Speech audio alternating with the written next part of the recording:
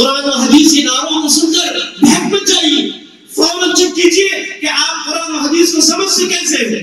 بعض وقت افراد کہتے ہیں کہ آپ اس سے پہلے تک یہ کہتے رہے قرآن حدیث کو مانے، قرآن حدیث کو مانے، یہ کیا آپ نے نیا سلسلہ شروع کر لیا ہے؟ یہ کیا آپ کہتے ہیں کہ قرآن حدیث کو سمجھنے کے لیے سلف الصالحین کے راستے کی ضرورت ہے؟ اس کی مثال ویسی ہے جیسے محمد بن سیرین نے کیا۔ محمد بن سیرین 100 ہجری کے رہنے والے تھے۔ اس سے پہلے لوگ جو بھی حدیث سناتے سب حدیث سنتے، جو بھی حدیث بیان کرتے سب حدیثوں کو سنتے، کیونکہ جھوٹ بولنے والے، حدیث کے نام لے کر کھڑنے والے موجود نہیں تھے۔ تو محمد بن سیرین آئے تو ان کے زمانے میں لوگوں نے نبی صلی اللہ علیہ وسلم کا نام لے کر کھڑنا شروع کر لیا، جھوٹ کہنا شروع کر لیا۔ تو محمد بن سیرین نے کہا کہ بس سب کی باتیں نہیں چلیں گی، ہم صرف ان افراد کی باتیں سنیں گے جنہوں نے معتبر علماء سے دین سیکھا ہے۔ بتاؤ تم نے کہاں سے سنی حدیث؟ محمد بن سیرین پہلے آدمی تھے جنہوں نے لوگوں کو چیک کرنا شروع کر لیا کہ آپ حدیث سناتے ہیں تو آپ نے کس سے سنا؟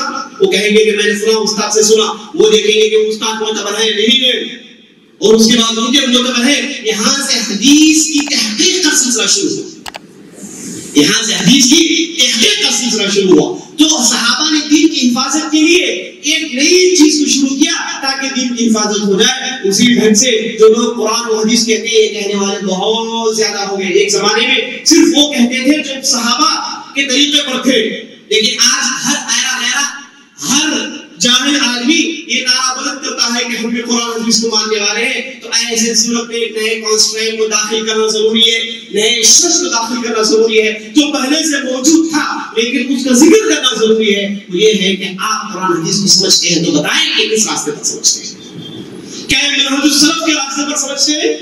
کیا آپ نے قرآن کو منہج السلف کے طریقے پر سمجھا؟ کیا آپ حدیث کو اس ڈھنگ سے سمجھا جس ڈھنگ سے سمجھنا چاہیے؟ اور بعض لوگ جب ہم یہ کہتے ہیں تو فوراً یہ کہتے ہیں کہ مانا یہ ہے کہ اب کوئی آدمی کچھ بھی نہ سمجھے، سب دیوانے بن کر رہے، سب اندھی تقلید کرے، نہیں، اس کے لیے بھی روم پیدا کر دیا گیا ہے، اس کے لیے بھی جگہ ہے۔ آپ نئی چیزوں کو سمجھے، نئی باتوں کو سمجھے، لیکن آپ کے ذہن میں یہی طریقہ ہوگا، یہی طریقے پر چل کر نئی باتیں آتی ہیں سمجھے، اسی طریقے پر چلے نئی باتیں معلوم ہوتی ہیں، کوئی حرج نہیں، سمجھ سکتے ہیں، لیکن منہج یہ ہونا چاہیے کیونکہ اسی کی تعریف اللہ نے اللہ کے رسول نے کی ہے اور اسی کی گارنٹی ہے۔ آپ دوسرے راستے پر چل کر سمجھیں گے تو عین ممکن ہے کہ شیطان آپ کو بہکا دے۔ بس اسی سے چند باتوں سے اپنی بات ختم کرتے ہوئے اللہ سے دعا کرتا ہوں کہ ہم نے جو بھی کہا، جو بھی سنا ہے، اس کے مطابق عمل کرنے کی توفیق بخشے۔